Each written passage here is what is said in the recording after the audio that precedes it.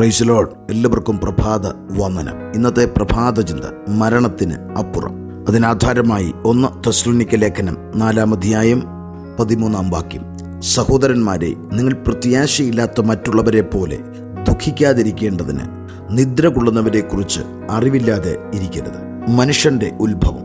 ശാസ്ത്രം ഇത്ര വളർന്നിട്ടും മനുഷ്യന്റെ ഉൽപ്പത്തി സംശയരഹിതമായി തെളിയിക്കപ്പെട്ടിട്ടില്ല. പരിണാമ പ്രക്രിയയിലെ ഒടുവിലത്തെ കണ്ണിയാണ് മനുഷ്യനെന്ന ഡാർവിൻ തിയറി ശാസ്ത്ര മനുഷ്യൻ ചവറ്റുകുട്ടയിൽ എറിഞ്ഞിരിക്കുന്നു. ഭൂമിയെയും ഭൂമണ്ഡലത്തെയും ദൈവം നിർമ്മിച്ചതാണെന്ന സിദ്ധാന്തത്തിലേക്ക് മടങ്ങിവരുന്ന മനുഷ്യൻ ദൈവം തന്റെ സ്വരൂപത്തിൽ തന്റെ സാദൃശ്യപ്രകാരം മനുഷ്യനെ ഉണ്ടാക്കിയെന്ന വസ്തുതയും വിശ്വസിക്കുന്നു.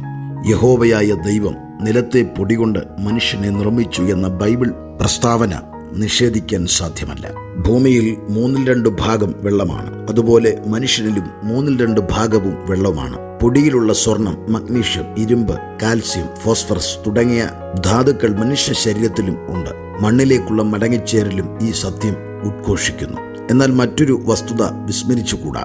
മനുഷ്യൻ കേവലം പൊടി മാത്രമല്ല. നിലത്തെ മണ്ണുകൊണ്ട് മാത്രം മനുഷ്യൻ എന്ന നിർമ്മിതി അസാധ്യമാണ്. ദൈവം നിലത്തെ മണ്ണുകൊണ്ട് മാത്രം മനുഷ്യനെ നിർമ്മിച്ചിട്ട് അവന്റെ മൂക്കിൽ ജീവശ്വാസം ഊതി മനുഷ്യൻ ജീവനുള്ള ദേഹിയായി തീർന്നു. 2 വൈരുദ്ധ്യങ്ങൾ ചേർന്നതാണ് മനുഷ്യൻ. നിലത്തെ പൊടിയും ദൈവത്തിന്റെ ജീവവായുവും. സഭാപ്രസംഗി 12-ാം അധ്യായം 7-ാം വാക്യം. പൊടി പണ്ടായിരുന്നതുപോലെ ഭൂമിയിലേക്ക് തിരികെ ചേരും. ആത്മാവതിനെ നൽകിയ ദൈവത്തിന്റെ അടുക്കലേക്ക് മടങ്ങിപ്പോകും. ഇതാണ് മരണം. ഈ മരണത്തെ മോശ 3 വാക്കുകൾ കൊണ്ട് വിശേഷിപ്പിക്കുന്നു. 1. മരണം ഒഴുക്കിക്കളയൽ ആണ്. 90-ാം സങ്കീർത്തനം 5-ാം വാക്യം. നീ അവരെ ഒഴുക്കിക്കളയുന്നു. ഒരു വസ്തു തോട്ടിൽ വീണ് ഒഴുകുന്നു. അതിനെ ആ തോട് നദിക്ക് കൈമാറുന്നു. നദി കടലിനും കൈമാറുകയാണ്. കാലത്തിലൂടെ, ചരിത്രത്തിലൂടെ ഒഴുകി വന്ന മനുഷ്യനെ കാലം മറ്റൊന്നിന് കൈമാറുന്നതാണ് മരണം.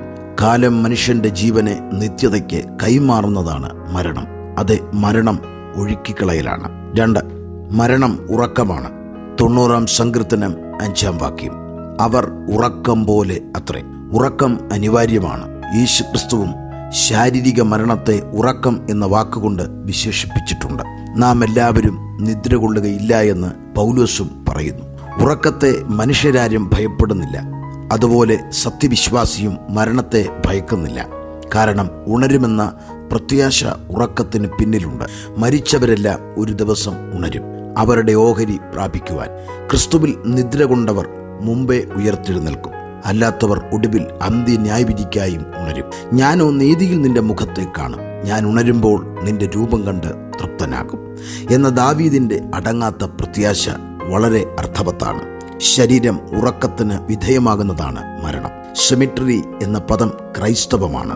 കൊയ്മിറ്ററി എന്ന ഗ്രീക്ക് പദത്തിൽ നിന്നാണ് സെമിറ്ററി എന്ന ഇംഗ്ലീഷ് വാക്കിന്റെ ഉത്ഭവം. അതിന് ഉറക്കറ എന്നാണ് അർത്ഥം. ശവക്കല്ലറകൾ കേവലം ഉറക്കറകൾ മാത്രമാണ്, ഉണരാൻ വേണ്ടിയുള്ള ഉറക്കം. 3. മരണം പറന്നുപോകലാണ്. 90-ാം സങ്കീർത്തനം 10-ാം വാക്യം.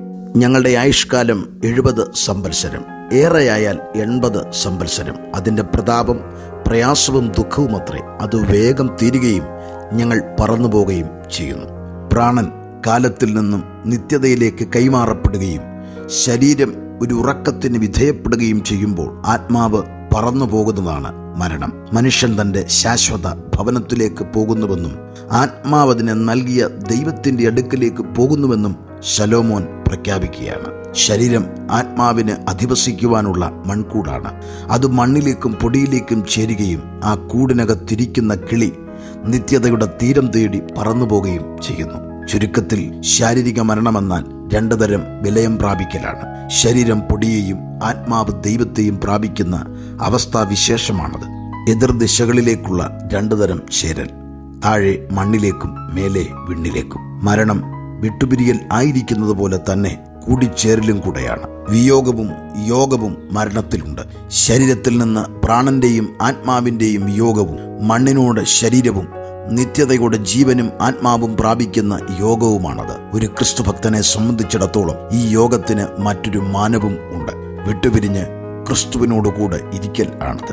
ശരീരവും ആത്മാവും പ്രാണനും ശാരീരിക മരണത്താൽ വിയോഗം പ്രാപിക്കുന്നുവെങ്കിലും ക്രിസ്തുവിൻ്റെ പ്രത്യക്ഷതയിൽ ഇവരുടെ പുനർയോഗവും സംഭവിക്കുന്നു. മനുഷ്യൻ്റെ ആയുഷ്കാലം പ്രയാസവും ദുഃഖവും ആകുകയും പാപം അതിന് നിമിത്തമാകുകയും തൽഫലമായി മരണം അവനെ ഭയപ്പെടുത്തുന്ന ഒരു ശത്രുവാകുകയും ചെയ്തപ്പോൾ നിസ്സഹായനായ മനുഷ്യൻ ദൈവത്തോട് കേണ് പ്രാർത്ഥിച്ചു. തന്നെ വിടുവിക്കാൻ ദൈവത്തിന് മാത്രമേ കഴിയുകയുള്ളൂ എന്നവൻ തിരിച്ചറിഞ്ഞു. അങ്ങനെ അവൻ കരഞ്ഞ് യാചിക്കുന്നു. ദൈവത്താൽ ഉപദേശിക്കപ്പെട്ട ജ്ഞാനമുള്ള ഒരു ഹൃദയത്തിന് വേണ്ടി അവൻ അഭ്യർത്ഥിക്കുന്നു. അവനെ രക്ഷിക്കാൻ ദൈവം തന്നെ വരണമെന്ന് ആവശ്യപ്പെടുന്നു. അതെ, നിദ്ര കൊണ്ടവർ ദൈവപുത്രന്റെ ശബ്ദം കേൾക്കുകയും ജീവിക്കുകയും ചെയ്യുന്ന നാഴിക വരുന്നു എന്ന ക്രിസ്തുവിന്റെ പ്രഖ്യാപനം അനർത്ഥമാകാൻ പോകുകയാണ്. കർത്താവ് ഗംഭീര നാദത്തോടും പ്രധാന ദൂതന്റെ ശബ്ദത്തോടും ദൈവത്തിന്റെ കാഹളത്തോടും സ്വർഗത്തിൽ നിന്ന് ഇറങ്ങി വരികയും ക്രിസ്തുവിൽ മരിച്ച വിശുദ്ധർ മുൻപേ ഉയർക്കും. പിന്നെ ജീവനോടെ ശേഷിക്കുന്ന നാമോ അവനെ എതിരേൽക്കാൻ വനമേഘങ്ങളിൽ എടുക്കപ്പെടും. ആ കാത്തിരിപ്പിന് അറുതി വരാൻ പോകുകയാണ്. കർത്താവിൻ്റെ വരവിൽ ഇവിടെയുള്ള കല്ലറകളെ വിട്ട് തേജസ്സോടെ ഉയർക്കുന്ന ഒരു സുപ്രഭാതം നമുക്ക് മുൻപിലുണ്ട്. ആകയാൽ മരണം പേടിപ്പെടുത്തുന്ന ഒരു ദുസ്വപ്നമല്ല.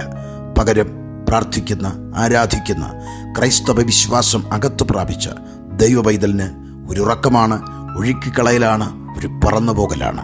അതിനായി കാത്തിരിക്കുക. കർത്താവിൻ്റെ വരവിന് വേണ്ടിയുള്ള ഒരുക്കം തുടരുക.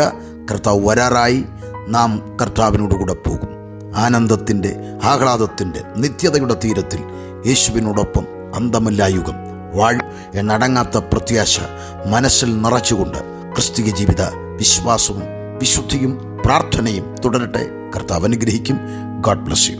ആമേൻ.